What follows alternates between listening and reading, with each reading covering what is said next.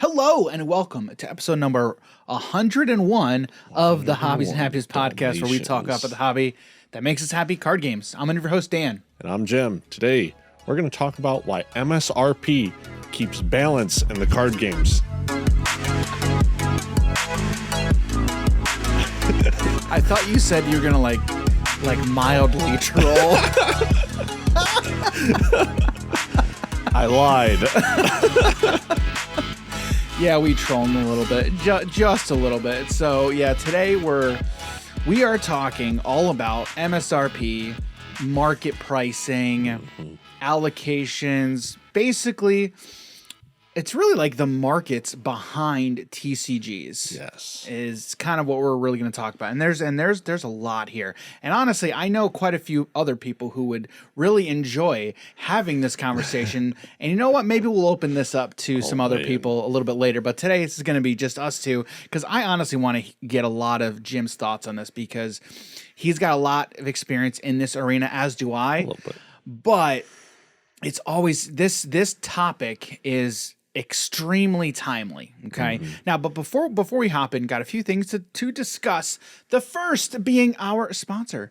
If you head over to our affiliate link, www.audibletrial.com/hobbies and happiness, you can sign up for your free 30-day trial of Amazon's Audible service. That's right. When you sign up, you get a free trial, free 30 days. When you sign up, you get a free credit added to your account, a free credit that you can use to pick any audiobook that you want on the service. What's better is if you're an Amazon Prime member, you get 2 free credits added to your account.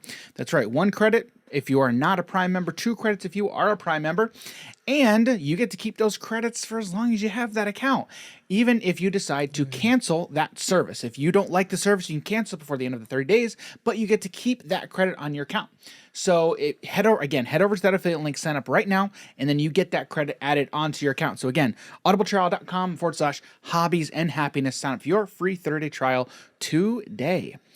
All right. So before we dive headfirst into this topic, news. Do card game news. Yay. I'm gonna figure out like some jingle to go along with that.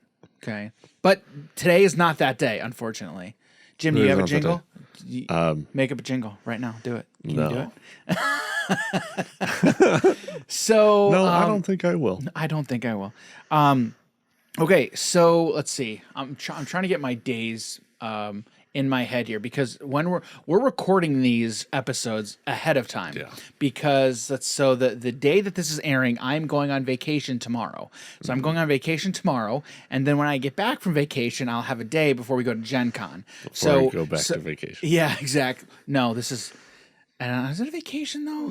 Yeah. Would you consider it a vacation? Oh, yeah.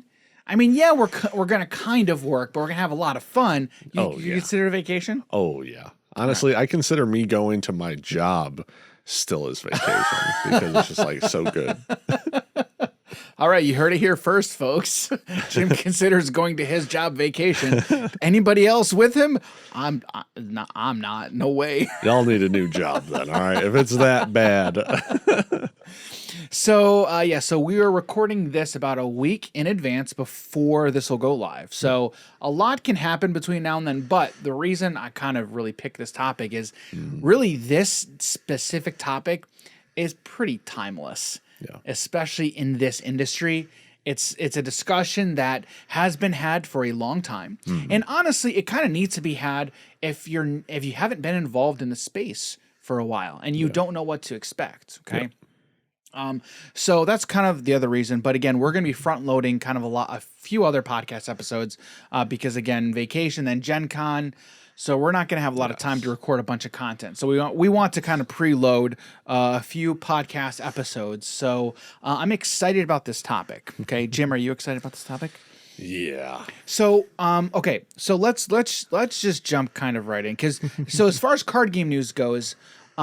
Since we recorded our last episode, the only real news that we've really had is, so the other thing, it should be Lorcana week.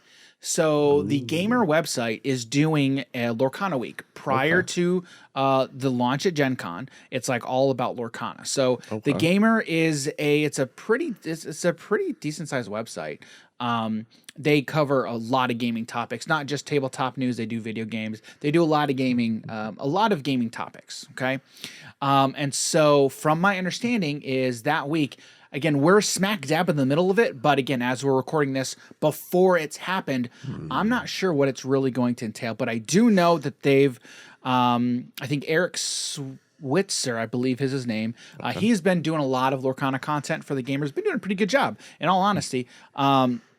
And so he's been in the Lorcana HQ Discord kind of hyping this up. And so as we record this, I'm kind of excited to see what is going to happen with it. So yeah, as this is live, future me, how do I want to say this? No, past me is excited. Future me is already in it. So I don't know how to say that. I know what I'm trying to say in my head. It's just not coming out this hole right here. You know, I don't really know. So the other news we touched on it last episode, allocations have come out. I don't think it's all the allocations, but one of the largest distros in the US, I think it was Southern Hobby.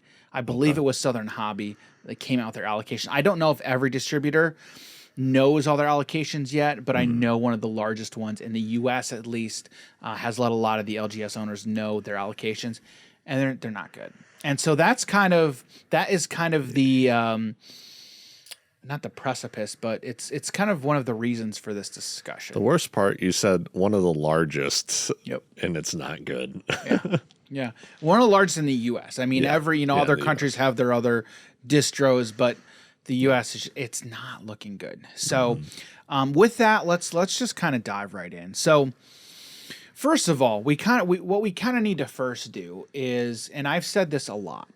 Actually, we did touch on this topic briefly. Well, not briefly. We did an entire podcast episode about secondary markets. I believe it was. I have it here, episode 68. So that was November of last year. Wow. We talked. It was just strictly all about secondary markets, right? And I mean, secondary markets are especially like for collectors and people wanting to make money on any product, right? You're going to do it on secondary market. Yep.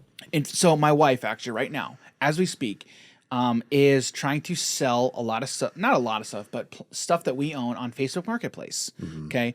Facebook Marketplace is a secondary market. It is a secondary market.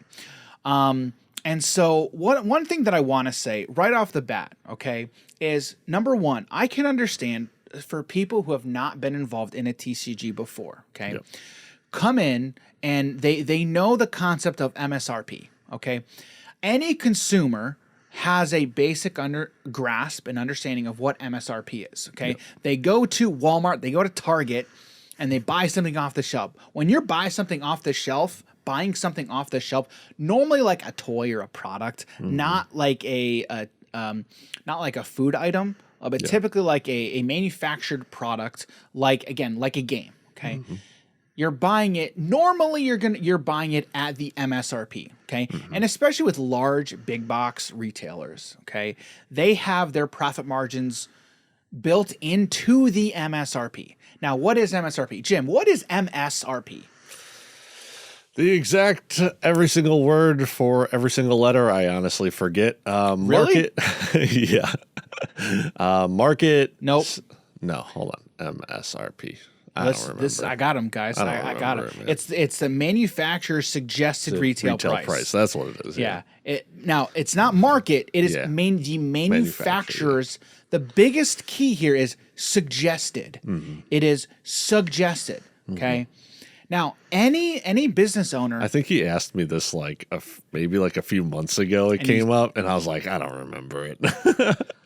For somebody who like is as involved in secondary markets as this guy is, look, secondary markets. That's the first market. All right, I skipped that first part. We just go right into second. Right. Yeah. So that MSRP literally stands for the manufacturer's suggested retail price. Okay. So when these manufacturers are manufacturing their goods, whoever buys it, like normally a big distributor and then sells it to their clients. Okay. They'll say, here is what we have priced this item to be. Because when we make it, it costs us X dollars to make it. Okay. Yep. When it's going to cost us this much. So we're selling it to a large distributor for Y amount of dollars. Mm-hmm. Okay. And then they're going to sell to their clients who are going to sell it to the general population. Okay. Mm-hmm. That's typically how a lot of this stuff works. I mean, do you remember when you were younger, hearing the concept, and because I normally saw it like in commercials, mm-hmm. but it was eliminate the middleman. I never really understood kind of what that meant. Okay. I don't know if I remember that part. It's probably more when I got older. It was a lot of those pyramid schemes. Oh, understood. Now you know what I'm talking about. Understood. Yep. Which again, like the concept of eliminating the middleman, like sounds great, right? Yeah. You could be, cutting a bunch of different costs, but in some instances, middlemen are kind of needed. Mm-hmm. In some instances, right? Definitely not all, but and that's a whole topic in and of itself, right? That in all honesty, I don't have enough information, or I could speak to in any sort of correct manner, right? Mm-hmm. But all that matters is what you know the MSRP to be, okay? And so when if you've not been involved in a TCG before, right? Because you're just used to, hey, I go to a store, I buy this game that I want, and it's listed at $19.99. Everywhere you go, it should be listed at $19.99, right? Mm-hmm. When you start seeing fluctuations in price, you start like, well, I don't understand. This doesn't make sense. Mm-hmm. But because typically when you see that good, it's because there's plenty of it available at all these different stores. Like yep. you go to Walmart, you go to Target, anywhere you go, you'll be able to pick it up. Okay, and that is what people think. At least I think, right? When they come to a TCG, they expect it to be like every other product that they're going to buy in the store. Yeah, is that the case, Jim? You would think so. Most people who aren't in it, like you're saying, if they don't know exactly what it's going to be and they're looking at it on the shelf at Walmart, they kind of know how much these packs are going to be. And then they go into one of these game stores or even online, and they're like, okay, why is this now double the price? But it's also the same thing with how, the video game systems are too. Some people are like, these scalpers. Oh, yeah. I told you when I bought my PS5, I didn't buy it from a store. I bought it from, a friend of mine who was a scalper, because when he gave me his, he gave it to me for what it cost him. Yeah. Like he did not make profit on the one that he gave me. He told me that was like his 100th one that he sold or whatever. Wow. It was a lot. It may not have been 100, but it was a lot. It was a lot. So I'm like, oh my goodness, that's crazy. Yeah. But like, in all honesty, like what that tells me is somebody sees an opportunity to make money. Mm-hmm. And then where we'll go in the back half of this episode is like, I can't right. So where we'll go in the back half of this episode is like, is it moral? What it's kind of driving me. Okay. Is it okay? Yes. I knew it, Dan. I knew it. It's kind of driving me crazy. Okay. Yeah. Is people saying, if you're trying to sell anything that's different from MSRP, you're ripping someone off and you are a terrible, evil person. Mm-hmm. That kind of language is just no. Then it tells me you have no idea how any system works. Okay. Mm-hmm. Especially markets. Okay. Now, does market manipulation exist? Absolutely. Oh, yeah. Is market manipulation right? No, I do not believe it is. Okay. Mm-hmm. Meaning like I morally, I think, okay. Because now I'm trying to inject morals into this discussion, right? I think ethical is probably a better word. Okay. Would you agree with the statement? Market manipulation is unethical. This is kind of off topic, but it's still relatable. Because it's kind of a weighted question. I know. I understand. Yeah, I can definitely see it being like that, because like I can see in a way, is it stealing? Is it? You think so? I could see it. I can see the argument for it. Sure.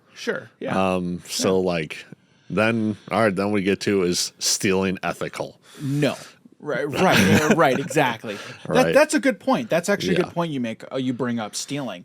I hadn't really thought about it in that way. Okay. Now, let's take that a step further. Who are you stealing from? If you're manipulating a market, who are you stealing from? Because you're not directly stealing from anyone, Yeah. right? It kind of. It's like you're not directly stealing from anyone that you might know. No, like forget knowing them or not. Okay.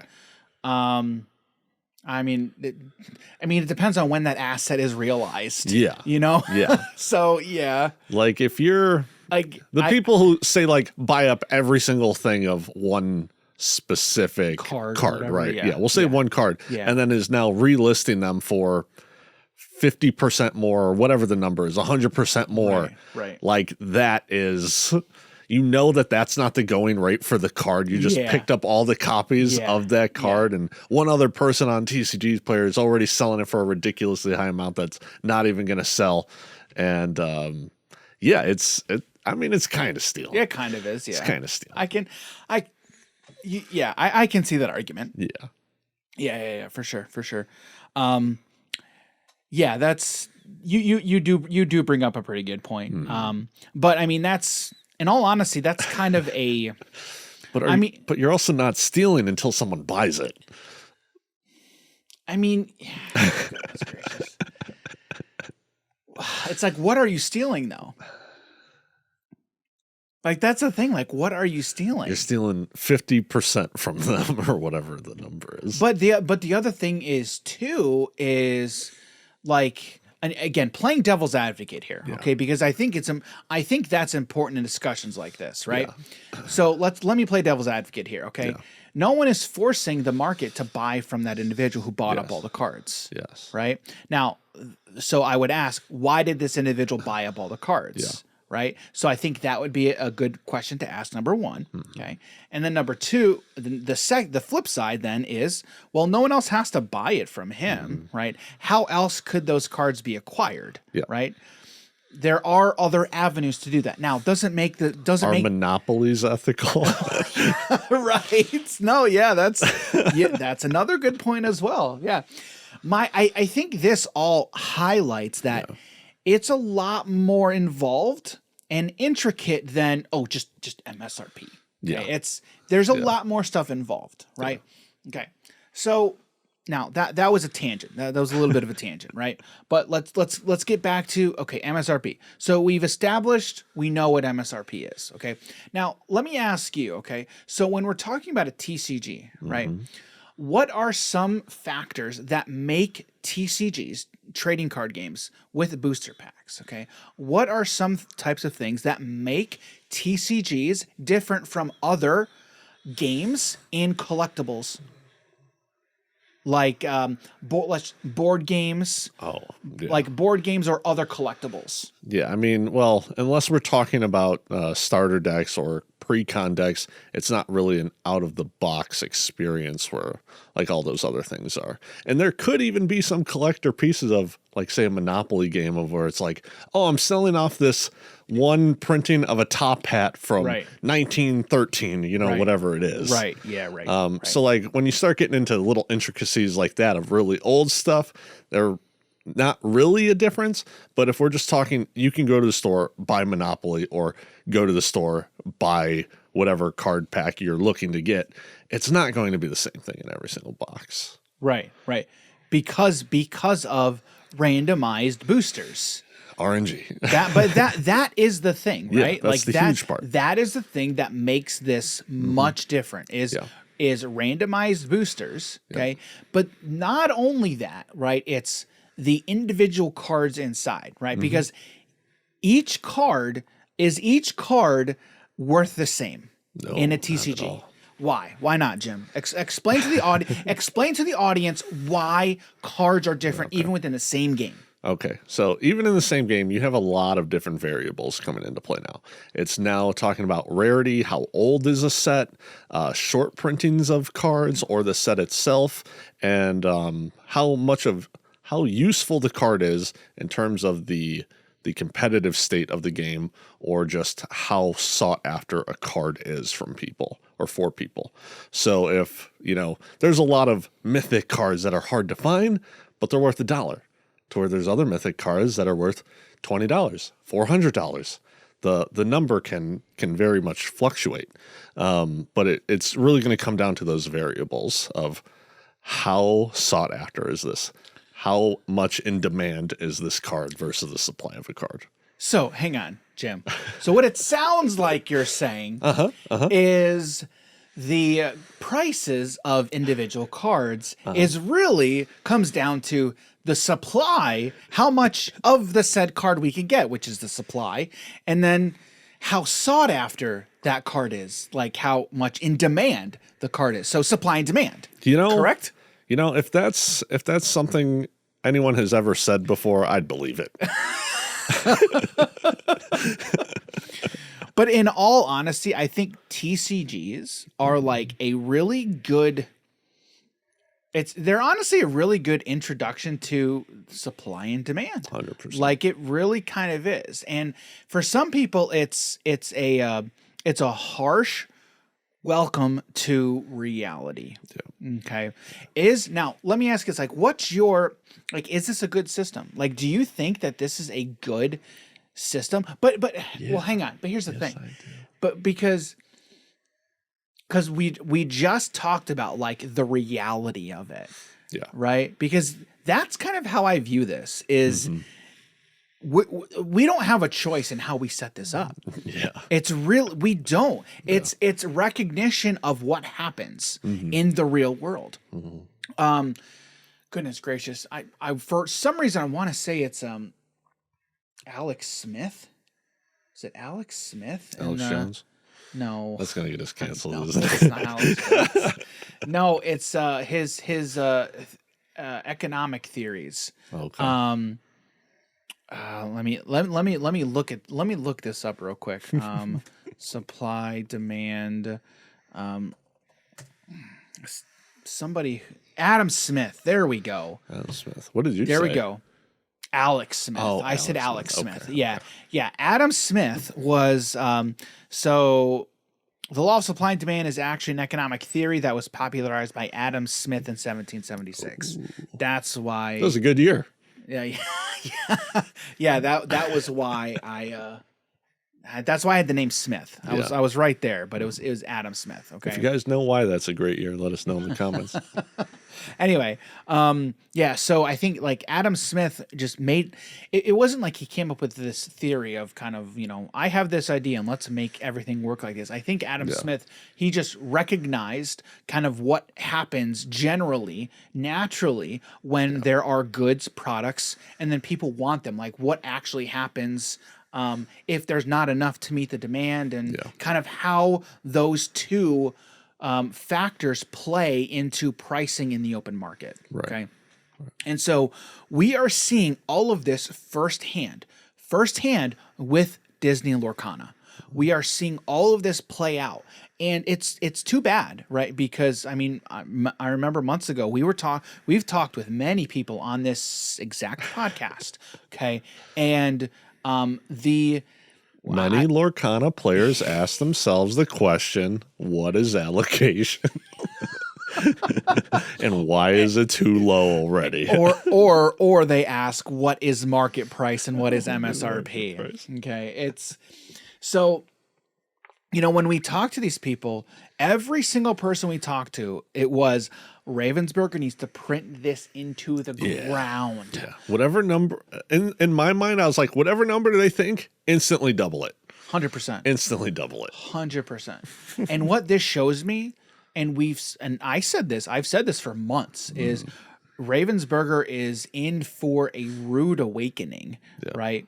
And again, like, look, you don't know what you don't know. Okay, this is Ravensburger's first TCG. Yeah. It's a new experience for them. I get that. I understand. Okay, but let me ask you, like, do you think that's an excuse for how low this printing is? Do you think that's an excuse? I really don't think so. It's like you're dealing with one of the largest IPs in the entire world. It's not just country. It's the entire world. And Yeah, it's rough to see, but especially in card games as well, when so many people are going to be opening up multiple boxes or multiple packs of this game. You need to have a lot of it. It's not just like, Oh, yeah. one box for one person. That's not enough. Nope, it's not at all. It's not. I mean, I know people who will buy a case. Oh yeah, who buy cases. Oh yeah, like they don't buy TCGs by the box. They buy it by the case. Okay. And it's a lot of players do that. A lot of players, and that's just players. Yeah. I mean, collectors will buy more.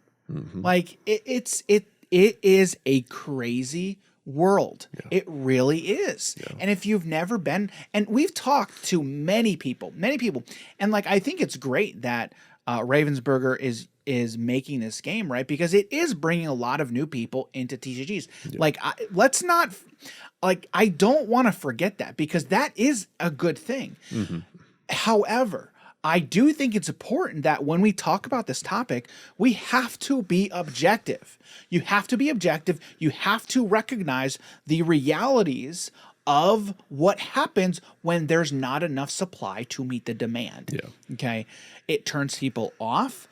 Okay. These people that you're bringing into the game, they will not play because they can't get their hand on product. Okay. And I think it's fair that you criticize and you are objective with how you talk about it and how you analyze it. Okay. Yeah. It's not all sunshine and rainbows. It's not. You cannot tell me that when you look at these numbers that, oh, it's amazing. It's all great. Yeah. Like, sure, you're sad, but then you're just trying there. I'm sorry, there is no positive spin to this. Unfortunately, there's not. And I think it's fair. I think it's fair that you call it out. You call it like you see it. Yeah. Because, and we've talked about this episode before plenty of times, but that episode where we said the negatives of being positive. Yeah.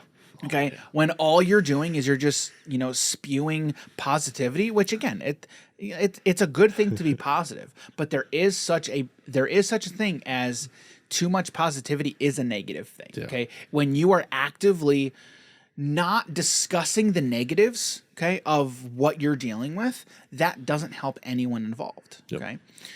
So that is its own separate thing, but it is important that these people coming into TCGs, number one, welcome. Like it's great. Like it is a fun world. It really is. It's an amazing journey.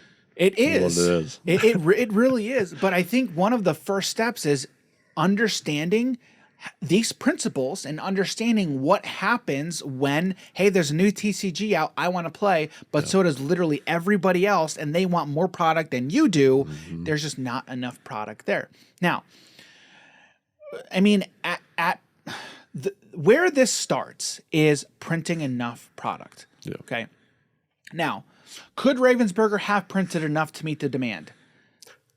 Maybe not, but that's just an excuse. Like if you ask me, that's just an excuse. I feel like they would have to print a ridiculous amount for the first set in order to meet a demand. But the thing is too, it's also like whatever they printed, they would have been able to sell it. They will be able to sell it. That's what I'm saying. It has to be a ridiculously high number. Exactly. And when I'm hearing people getting like not 10% of their order, when allocations are at 10%, 20%, that's not good. Why is it not good? Why is it not good? Well, it sets the entire ecosystem up for failure. Yeah. The LGSs are not going to be happy. I mean, how are local game stores supposed to run OP events when they just don't have enough product for their players? Yeah. And then we're going to talk about like how LGS stores, like how they're supposed to handle this, okay, separately. But again, it's important to, again, understand the concepts, right? Supply, demand, MSRP, market price, like what do they all mean? I mean, supply and demand, again, stores need to have enough product to sell to their players, okay?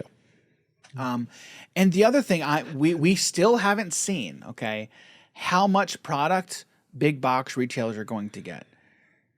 I fear, and I don't think this is the case, but you never know, I fear that big box retailers are going to be flush with product, which are going to sell out immediately. Okay. Yeah. They're going to sell it immediately. Okay. And will big box retailers sell at MSRP? Yeah, they will. They will. Why? Because they can afford to. They can afford to. Okay. But who's going to get their hands on that product? How? But here's the thing. Like, what guarantees does anyone have that the player base is going to get their hands on this product? Okay.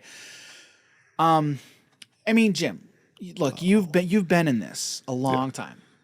Couple of years. What happens? I mean, when you are in a situation where there's not enough product, like, what's the unfortunate reality that happens in the marketplace? Who gets their hands on product? What do they do with it? What happens?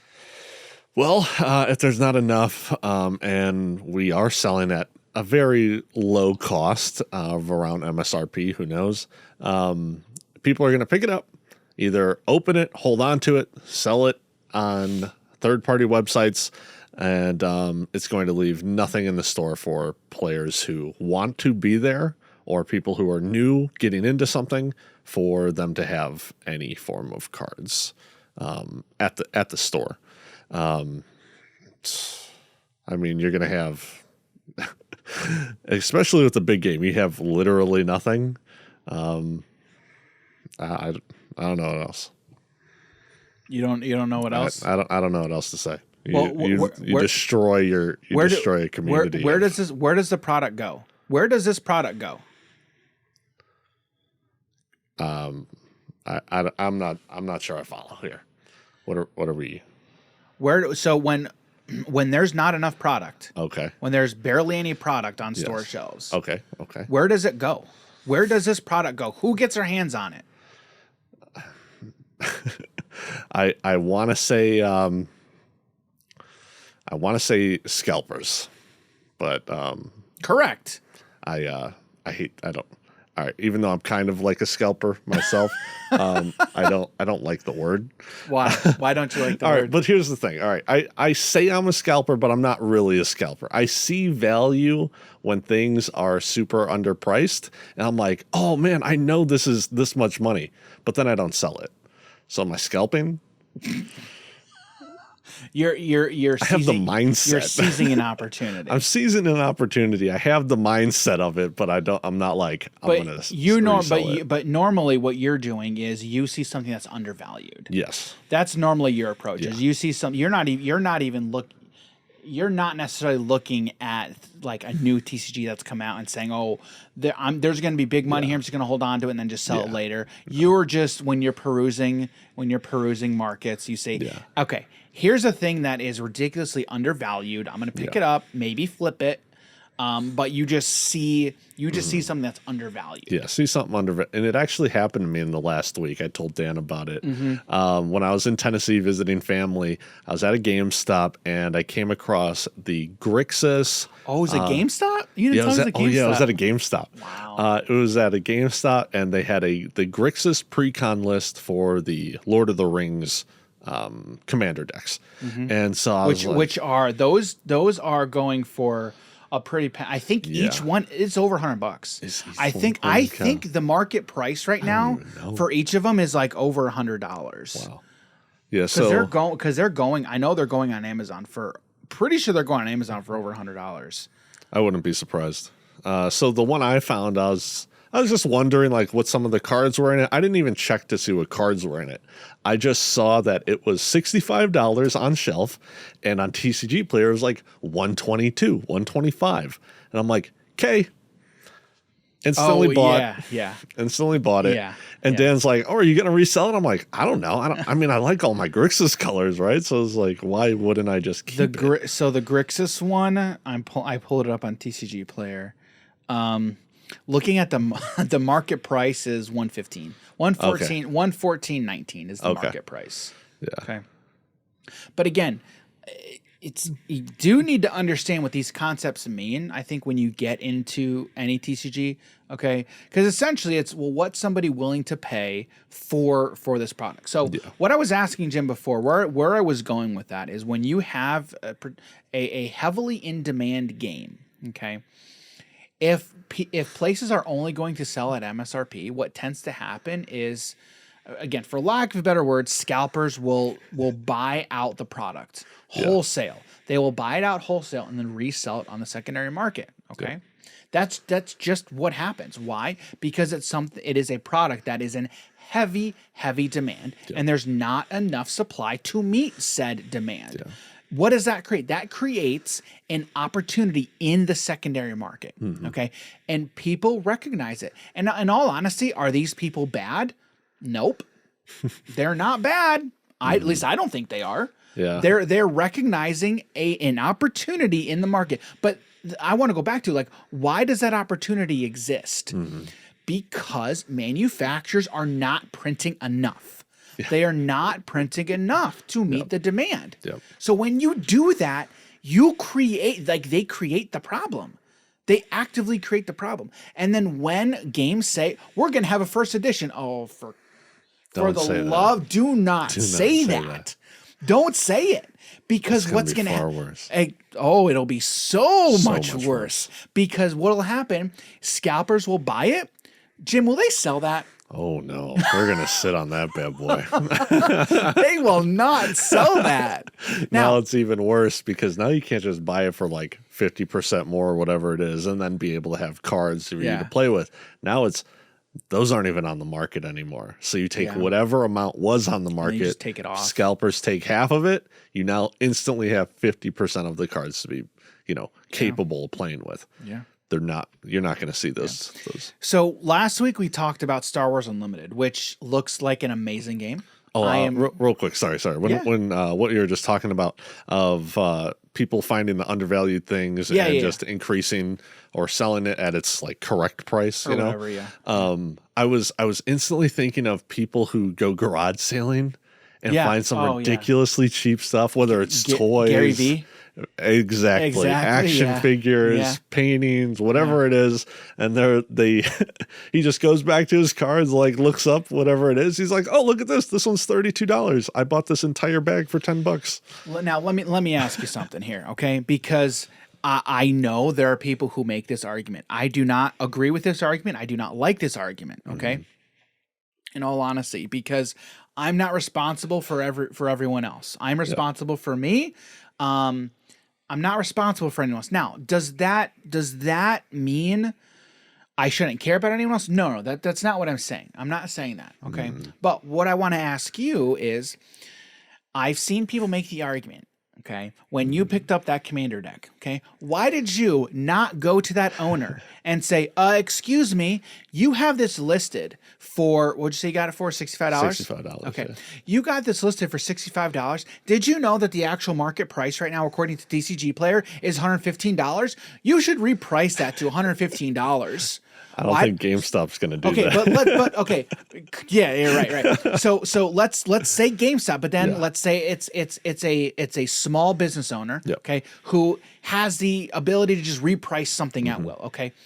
Would you do that to either GameStop or a small business owner?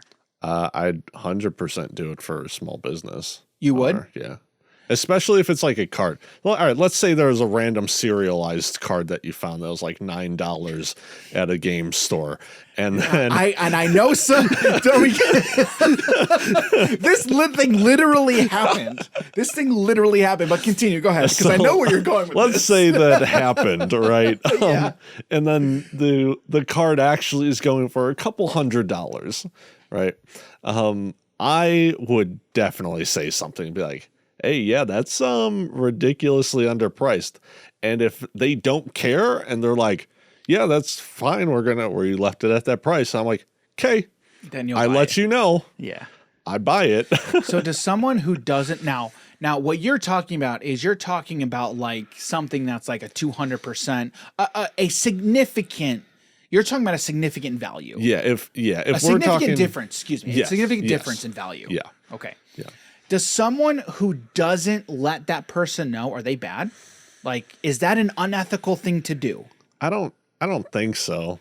I wouldn't say so. I would tend to agree. Now, does someone, like, if you let them know, is that the right thing to do? I don't know if it's the right thing to do. It's definitely nice. It's definitely a nice thing. It's a nice thing to do. Yeah. But I don't think someone who doesn't do that is necessarily wrong. Yeah. And that is where you have a lot of people, injecting morality into these decisions, which there may not be morality or ethics necessarily in play. Okay. Yeah. I can if someone makes the argument that it is, I'm definitely open to it. And someone could definitely make a good argument that it is moral or ethical depending on the situation. Yeah. I'm definitely aware of that for sure. Are there situations where someone's being very unethical? There definitely could be. Yeah. There 100% could be for sure. Because again, you have to think about I think honestly is what would come down to, and you let me know what you think here, is if someone is actively trying to take advantage of someone who is not aware of the same information. Right.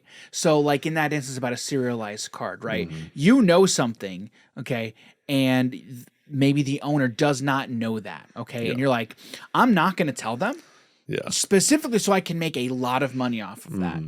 Is that a situation where they're doing something unethical? Maybe. I mean, at that point, I don't know. At that point, it's the exact same thing as scalping. Because if you're buying a sealed product for its going rate and then you resell it for, 100% of the value or whatever, versus buy the card that they don't know they don't even know the going rate for whatever the sealed product is, and they're not selling it for its going value. But then I would ask. I mean, I think in each case I would ask, why are you selling it at this price? Yeah. Because there's some people who'd be like, that's just what I thought it was worth. Yeah. Right. Then it's like, okay, do you know? But I think with sealed product, especially with a new TCG, like let's talk about Lorcana. People are going to be selling it at MSRP for a reason. If you are just going to stick to, no, I'm selling at MSRP, part of me wants to say you're going to get what's coming to you. Yeah. That part of me is going to say that. Now, I understand like a halfway point of MSRP and whatever it's going for. Sure. But the unfortunate, whatever you want to, however you want to look at it, the reality is if you're just going to sell straight at MSRP, scalpers will buy it and sell it on the secondary market. 100%. That's what's going to happen. Yeah. Now, let's talk about what can LGS owners do? Because I think when you talk about an LGS, okay, what is their main thing? Number one, I mean, they want to. They need to make money. They need to make money to stay afloat, right? Yep. They're a business. They have to make money. They have to pay their employees. These LGS owners, number one, I don't want to hear any. I honestly don't want to hear anyone in any community badmouth any LGS owner, with some exceptions here. Okay, all right, and we'll get into this in a second. Talk about that. We'll talk about that in a second. Okay, but don't give LGS owners some grace, okay? If they decide to sell at MSRP, okay. If they decide to sell product above MSRP, okay. Good example. You know what? Let me get into this example in a second because there's going to be two examples I want to talk about. Okay. One is our old LGS, okay? And then another example I want to talk about is another local LGS.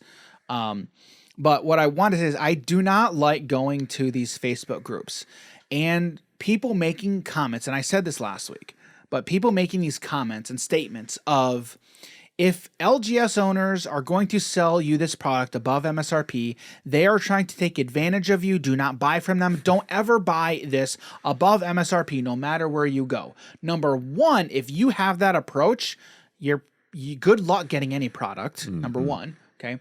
Number two, what that tells me is you have zero idea of how this industry works, of how the marketplace works. Okay. Now, if you do have that knowledge and still decide to have that mentality, all right, that's fine. That's on you. That's on you. Okay. I think that is naive. I think that's being naive. Okay. You need to give these LGS owners grace. They need to make a profit, okay? They're already, like MSRP, does MSRP have profit built in? Kind of, but you have to think about what business you're talking about, okay? Because profit margins for... There's a little bug right there. At your hand. Oh my goodness. What is it? I thought you were. It's dead now, is what it is. It's dead now. Oh, you thought I was like. I thought you were like something stopped recording. I'm like, oh no, what's going on? No, we're good. We're good. We're good.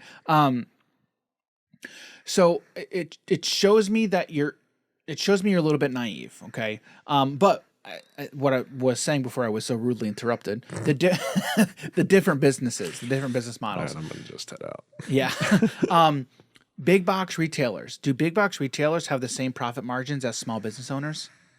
No, they don't. Are those businesses even remotely similar? No. Not even close. They're not even close, dude. No. Not even close. No.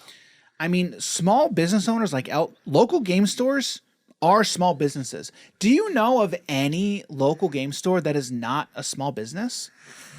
I mean, you've been to both of us have been to plenty, and some are larger than others. No, I don't think so. I don't really think I know of any LGS that's like even a chain. You know? Do you know of any? Well, I know that Gaming Goat was franchised. Yes. Yeah, that's all I know of.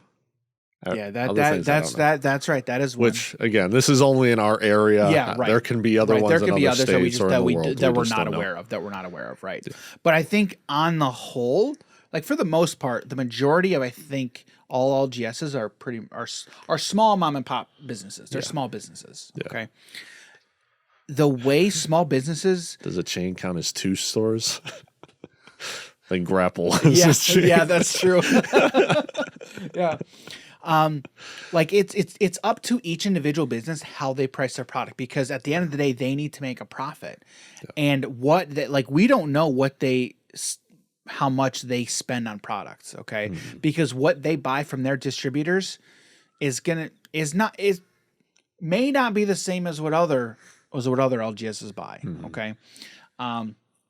So that being said, I think it's fair, okay, for any LGS to price their product above MSRP to compete with the market price, yeah. Okay? Yeah. Because the market price recognizes that people are buying these products at different prices in the marketplace. And the market price essentially is kind of like the aggregate price. It's essentially the average of what everyone's paying for a certain product. Yep. Okay. Where you get into a lot of volatility is people pricing things before they're available. So pre-orders. Okay. Jim, do you ever tell anyone to buy pre-orders? Oh no. No, I don't. Why? Why not? Why not? Because there's no information for this card at all. Right. There's or zero. Box. Or box. Yeah, or box. Right.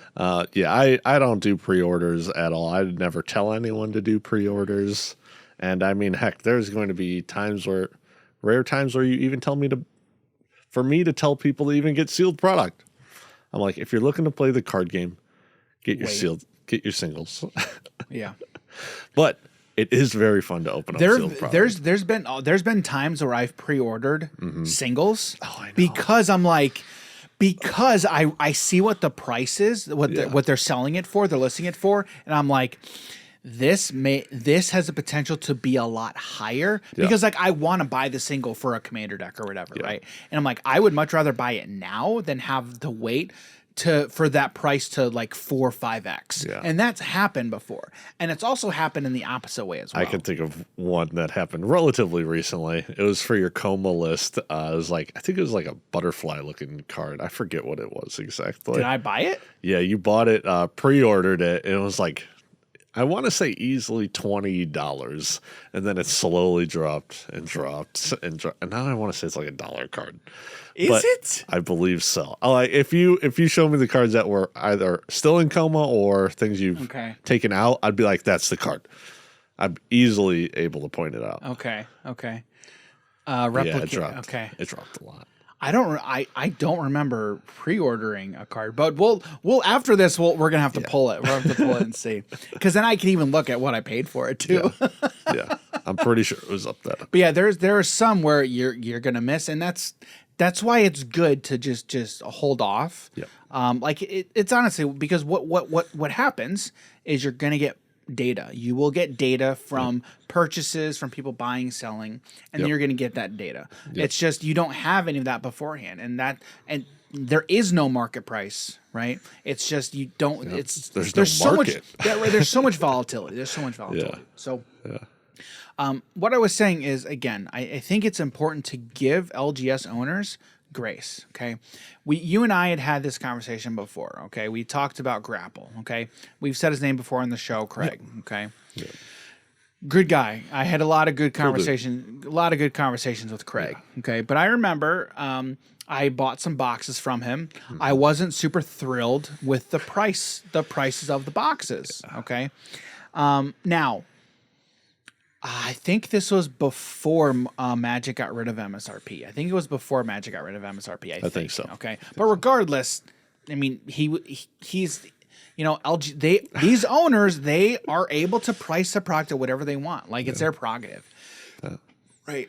And it's also your prerogative as a consumer to shop where you want. Yeah. So it's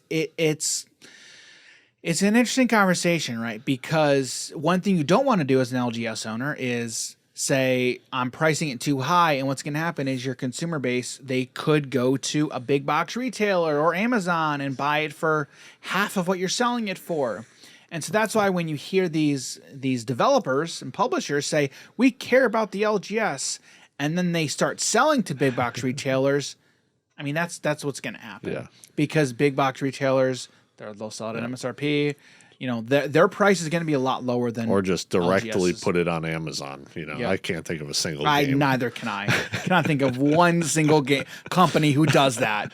So when you say we care about the LGSs, I mean the truth is local game stores are not on the same playing field as Amazon and big box retailers. They are not. They're not. Yeah. And as a consumer, it's like I want to support the LGS, but I want to support my wallet even more sometimes. So what was the price of the box? Do you remember? I want to say it was like $140. Yeah, that sounds about right. Doesn't it? Yeah. Now I think back then, I think the MSRP of boxes was maybe like $115. Yeah, I was going to say maybe around 110, 115. Yeah. Yeah. I think So I bought multiple boxes from him, and I said, look, I want to support you. You know, like I would much rather give my money to you than a faceless corporation, like a faceless big box retailer, you know? And so I don't even think we even said this on the show. Support your LGS. Support your local game store. As long as they do right by you. We definitely have said that, just not this episode. Just not this episode. That's what I meant. We 100% have said that. I meant this episode is what I meant. I meant this episode. Support your LGS. Okay. Yeah. Now, we have just as many bad experiences with other local game stores. Okay. If your local game store doesn't care about you, why should you care about them? You know, the unfortunate reality is there are just some bad actors in every single industry. Yeah. And this industry is no different. Yeah. So, I mean, you've got way more stories about this one than I do. Dude, I don't even like to talk about these stories sometimes. Like, we've talked about them in the past. I know. And it still hurts. It does. To this day. And I don't think anyone involved in it will ever forget it or ever be forgiving for it, because it happens and happens and happens. Now, were the cops ever involved? No, it was just they threatened. should have been, though. They should have been. They should 100%. Yeah. But once it was brought up, it was like, okay, I'll look, and then it was all figured out. Understood. So that was a perfect situation of basically the same thing we were going over earlier is someone was taking advantage of someone else. Yep. And in this case, it was the LGS owner. Yeah. They were taking advantage of people. Yeah. And don't support people like that. Period. End of story. Do not support people like that. Long story short, a friend of mine was missing a fat pack of cards for Magic, And it was a bunch of modern staples at that time. So it was very pricey things. And he goes over to the game, or the shop owner, and he's like, oh, hey, I'm missing something. Did anyone drop off anything? Blah, blah, blah. He's like, oh, I'll go take a look. Nothing. He's like, oh, can we check the cameras? He's like, no, we can't do that. It's like, why can't you do that? Who says that also? Yeah. He was like, well, nothing got turned in, so there's nothing we can do. And then my friend brought up bringing the police involved. He's like, okay, give me a minute.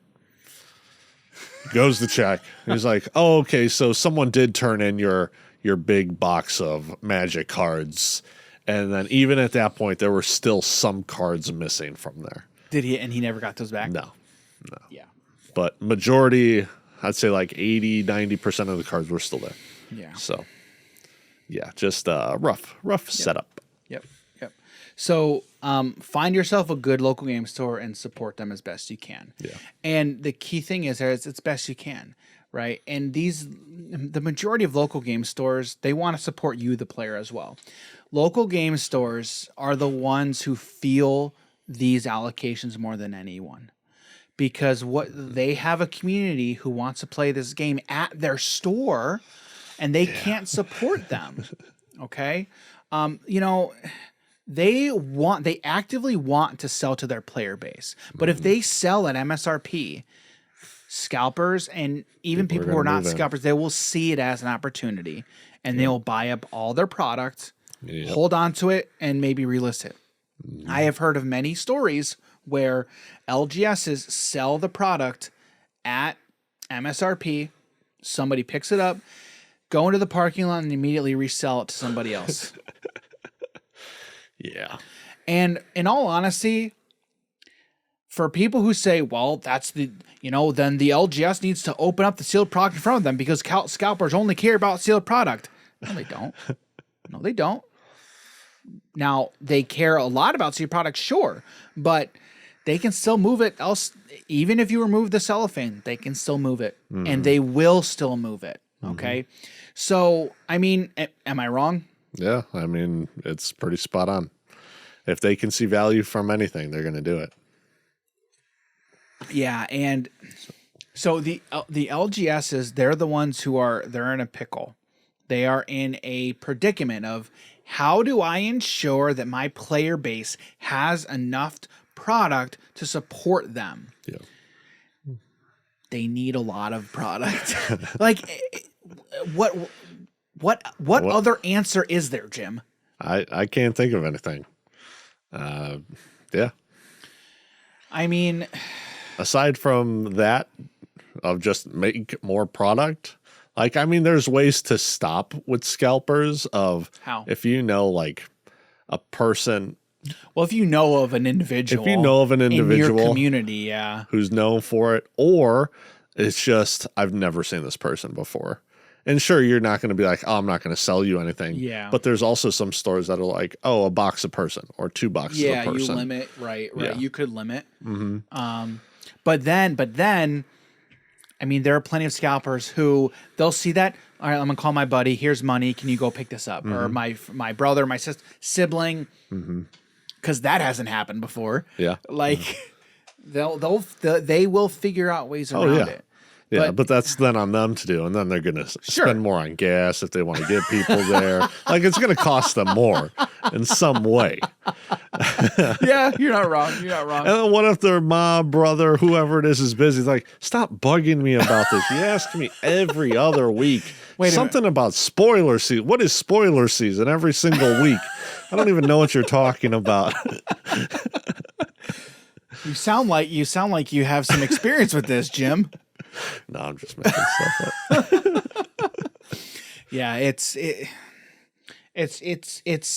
sad. It's frustrating when we get numbers and results like this of, hey, we know this is a super in demand product and we don't have enough stuff to sell people. Or if you know exactly how many boxes it is you're going to get, you kind of can talk to your regulars about that as well, or people you know who are interested in the game, and be like, okay, I'm going to set things aside because you pre-ordered it.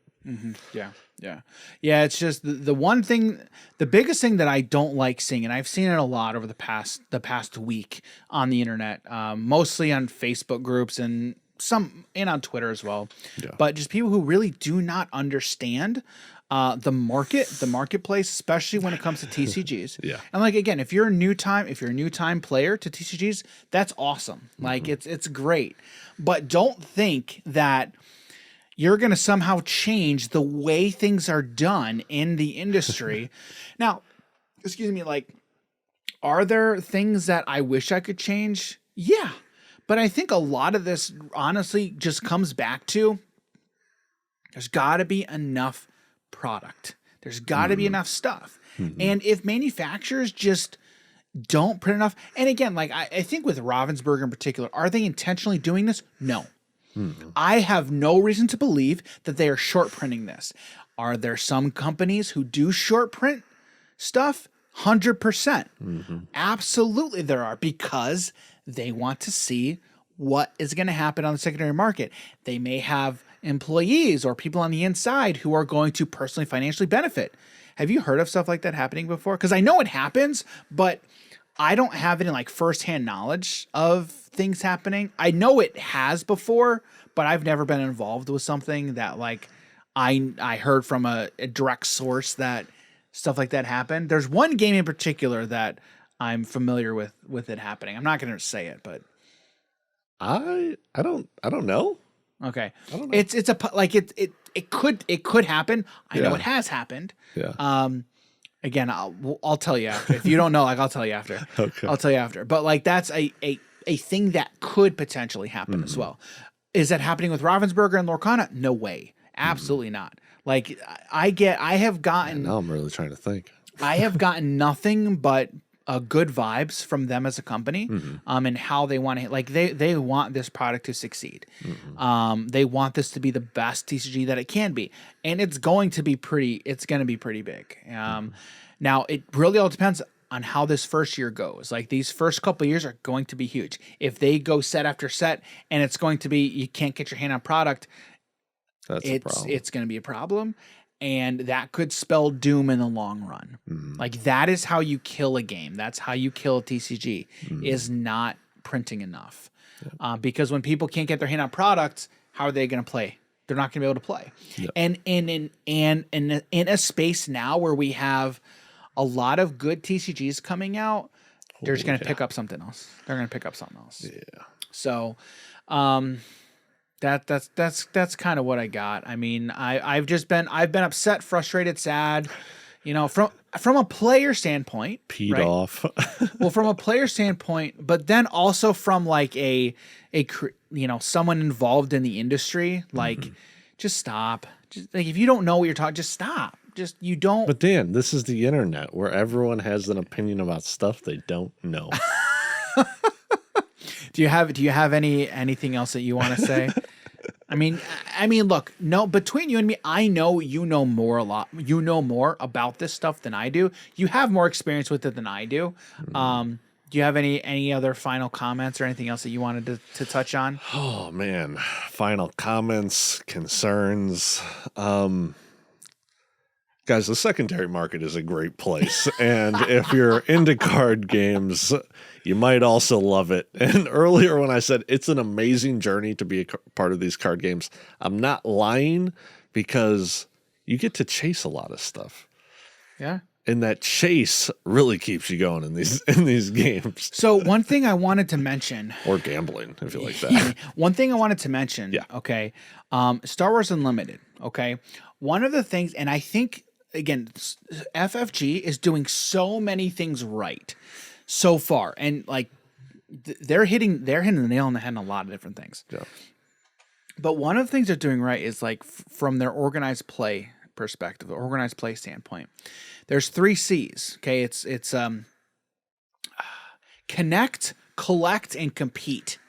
Oh. So like they recognize the different types of players that are going to be involved in these games. Collectors. There are people who get into TCGs just to collect. Yep. There are people who get into TCGs just to connect with other people. And there are people who get into specifically play and compete. Like FFG with that slow, like they recognize that they are prioritizing all of them. They're like, hey, you know, if you just come out to one of our events, participate. You don't even have to necessarily play, but if you participate in one way or another, you may get a promo, or you may get some, like whatever prize support you may be able to participate and get some prizes and participate in this OP program. It's pretty great. And like, that's the thing with these TCGs, there's so many different avenues for players to not only play, but just be involved in the community. And like, it's huge. Out of each one of those C's, which one are you? Me? Honestly, probably compete and connect. And you're probably collect. I am definitely a collect person and a connect person. Yeah. Yeah. I think we're both connect, Yeah. and I think I'm more of a compete person than you are, and you're more of a collect person than I am. I prefer to, I guess, be the coach. All right, we're going to throw in another C for coaching the competitive players. Yeah, but in all honesty, like, since we've really started digging, like, FFG has me very, very excited about Star Wars Unlimited. It is very, they're doing a lot of things. They're doing a lot of things right. So anyway, this is a topic that, again, it's never going away. Right. And again, I know I've been quite animated and quite, upset before, but in all honesty, like if we ever talked about this stuff in IRL, did you just say in IRL? I did. I think I did say, yeah. What a noob. I get it. I get more animated when I'm sitting in front of a microphone, right? But if we ever have differences of opinion, it is what it is. Like, I do still think it's important to, treat everybody with kindness, respect. It's important. And I do my best to try and do that. But it's a lot easier when I'm sitting in front of somebody and just have a disagreement and say, it's all right. It is what it is. You know what I think. And it's just, this thing is, it's just, I want to play these games. Like, I want to be involved. And when you're not able to do that, these communities aren't able to grow. And like, we see the potential. Like, Disney Lorcana has such potential. It does. Much. It has a lot of potential. But when players are not able to get a hold of product, there's that potential just is gone. It's all gone. It's unfortunate. I don't want to see that. I don't want to see it. So with that being said, we're going to move on to a more happy part of the podcast. And let me make sure I have it up here. We're talking about the card of the week, ladies and gentlemen. Yes. So we talked a little bit about Lorcana. Okay. I almost forgot which card we were doing. We're good. You got it? Okay. All right. So this week's card of the week is, again, a Disney Lorcana card. Jim, do you have the right card up? Yes, I do. What is this week's card of the week? Take it away, Jim. All right. It is Ariel, Spectacular Singer. She is a 2/3/1 for 3 inkable. And she's a Storyborn Hero Princess. One of the coolest keywords in this game that we've seen so far. Singer 5. This character counts as cost 5 to sing songs. So normally she's 3, but if you're using her to sing a song, she can now be used for a 5-drop. And then musical debut, she has, when you play this character, look at the top 4 cards of your deck. You may reveal a song card from it and put it into your hand. Put the rest to the bottom of the deck in any order. This card's amazing. Why? Why is this card amazing, Jim? You tell me. Not only are you looking for the songs when you play her, you now get to be even better at singing these songs. So on turn 4, you can just be like, oh, I'm gonna essentially sing a 5 cost for free and get heck of value. In all honesty, when I saw this, I'm like, number one, this card could be a 0/1. A 0/1/1, and I'd be like, okay. Well, okay, all right, that's a little low, Dan. Dude, but I'm only playing. In all honesty, I don't care. I don't care about the stat line with this card. Yeah. It's that Singer 5. Yeah, it's the Singer 5. It's the Singer 5. That's all I care about. Yeah. Like that's why I really like this card. Which is why you want her to have a big willpower. You know, get rid of that 2 attack, 2 strength, and give her 5 willpower. Make it happen. Then she's a whole lot better. Exactly. She's a whole lot better. Exactly. But my point is, as it's printed, like as it stands, I wouldn't care. Like if she was an 011, I still think this is a really great card. Yeah. I still think this is very good. Yeah. Just with that Singer 5. And then the cherry on top is ETB, look at top Hopefully 4 replace for her. another song. Yes. Yeah. Like there's nothing I don't like about this card. Yeah, this card's phenomenal. It is so good. The artwork's great. It's the original artwork. I'm actually looking to see if we talk. And I mean original because it's storyborn and not like Yeah, sure. Yeah. I'm looking to see if there's hidden Mickeys in the bubbles. Hidden. Yeah, please tell me I don't know about hidden Mickeys, Dan. You understand the concept of hidden Mickeys, I get right? it, to where you're looking for these bubbles that look like the shape of Mickey's head. Yes. Well, in anything, it's just in water images. It's easier to put them in bubbles because they're natural spheres, natural circles. Right. But in other pieces of artwork, it's not necessarily harder to hide, but the bubbles just provide natural circles to use for hidden Mickeys. So anyway, I gotcha. So Ariel just gets better the more 4-cost and 5-cost songs that we see. Mm-hmm. Like, we haven't seen a lot of songs yet. And remember, we're recording this about a week ahead of time. Okay. We haven't seen a ton of songs, but I just can imagine that anytime we see a new song that costs 4 or 5, we're just going to be like, yeah, Ariel's just better. Ariel's better. And she just gets better and better and better and better. Mm-hmm. Like, it kind of seems like Ariel just has some of the best cards from this set so far. And it's not even close. Power wise, I would tend to agree with you. Yeah. Because you have the other one just untaps. Oh my goodness. Yeah, whenever you play, just. I mean, it's oh man, it's so good. Yeah, Ariel has a lot of good cards. Can you imagine? Okay, playing like let's talk about the other Ariel who's a collector. Whenever you play an item, you can ready this character. So think about playing Ariel, okay, with Mulan, okay. Remember when Mulan? So Mulan, when she challenges, I believe it's when she challenges and banishes another character, she gives all other characters +1 lore, I believe. Mm-hmm. Yeah, during your turn, whenever this character banishes another character in a challenge, your other characters get +1 lore this turn. Mm-hmm. So imagine Mulan swings in, challenges somebody, right? Okay. Yeah. Okay, you get the +1 lore. Yeah. And then you do fan the flames on Mulan. Ready chosen character. They can't quest for the rest of the turn. That's fine. Okay, that's fine. Don't care. Because I'm gonna swing in again with Mulan. Yep. Challenge another person. Okay? Uh-huh. Okay. So you've paid the 1. You've only paid 1 so far for fan the flames. Okay. Okay. Untap Mulan. Swing in, challenge and banish another character. Give all your other characters again +1 lore. So now Ariel has 3 lore. Mm-hmm. She quests for 3. Play an item, untap. Quest again. Play another item, untap. Quest again. We're not even talking about having 2 Ariels out either. Forget it, dude. That's just crazy. It's a combo deck. It's a combo deck. Be crazy, ready. Man. Be ready. It's so cool.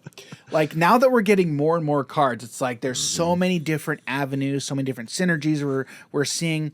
But Ariel, I mean, you're right. Like, Ariel so far is like a combo centric deck so far with each of her cards. I would tend to agree with you that she's got some of the more powerful cards in the game thus far from what we've seen. Yep. but I'm excited to see more cards. And Singer again, 5 is such a good keyword. Dude, in all honesty, when I saw that, I was very excited because I'm like, this is very cool. Like it's another keyword, sure, but it's intuitive. Okay. Yep. It's a keyword that doesn't add a lot of complexity. Nope. Because again, let's talk about Magic, right? Haste. Is haste intuitive? Excuse me, not really, but I mean, like once you play the game, like you understand what all these keywords mean, like ward in Magic. That's not really intuitive, right? But I think Singer 5, you're taking a mechanic that's already in the game, okay, and then you're adding to it essentially, right? So I really love the design of that keyword. I thought it was very, very cool. And thematic, like it makes sense, especially for Ariel and Sebastian as well. I think it makes sense for all of them because aren't like all Disney movies musicals? The majority of them, a lot of Let's them. Let's give Anna, Singer something. Singer 5. I would venture to guess that there would be a lot of the princesses will, like if they sing a song like in their movie, they may have a card with that. And also, too, I like the fact that we're seeing a lot of different cards from the same character in the first set. Yeah. Right? Because I remember speculating months ago that, because I had approached it from the standpoint of Magic. I'm like, look, if you go to Magic, like, again, let's take a character like Liliana. How many different cards does Liliana as a character have? 17. A lot. I'm guessing. Yeah, right. But there were people, again, who haven't been in TCGs before. They're like, well... Yeah. If you have Elsa, I mean, she's only one person. She can only have one card. I'm like, no literally not. No, absolutely not. So anyway, Ariel, when I first saw that card, I'm like, this is super, super cool. Love everything about this card. So that is Ariel Spectacular Singer, this week's card of the week. So that is this week's episode. 31. There's 31 what? Liliana cards. That's it? Well, as long as her name is in it. If we're talking about like a Planeswalker, it is lower. But yeah, there's 31 cards with Liliana in its title. In the title? Yeah. Okay. Interesting. There you go. I didn't know that. I would have thought there was more, in all honesty. Yeah, no. It's not too many. Interesting. Good to know. All right. Well, that is this week's, like I said, this week's card of the week and our topic for the week. So, again, thank you, Jim, for that. That was an interesting conversation, to say the least. But again, it's something that this conversation is never going to go away. It's always going to be had. But it's an important topic and conversation. Honestly, just like for knowledge, people to really understand like what the market is, what all these points mean, market, MSRP, all these different points. It was a blast. So, all right. Well, with that being said, Jim, where can people find you on the internet? Yeah, you guys can find me on Twitter, Twitch, Instagram at Jim Morgan HNH. You guys can find me on Twitter _DJ Campbell, Instagram Daniel.g.Campbell. Head over to our website, hobbiesandhappiness.com. You can find links to all of our social platforms there. We're on Twitter at hobbiesandhappy, and then youtube.com/hobbiesandhappiness. That's where we post the majority of our video content. So that's what we got for you this week. Again, we're into the hundreds. It's still crazy. It's still crazy to think. So thank you everybody for hanging out with us this week, and vacation coming up, and then Gen Con is next week. So we're gonna have another episode. We're gonna pre-record another episode for next week, and then we will be at Gen Con after that. So really looking forward and excited to that. So hopefully we'll see you guys. We're gonna plan out. We're gonna try to do like a H&H meetup. So if you guys are planning on being at Gen Con, let us know. Hit us up in our Discord. We're gonna plan some type of get together just to kind of hang out and say hello to everybody if you're gonna be at Gen Con. So let us know. So thank you for being here, and we will catch you in the next episode. See you, everybody. Take care.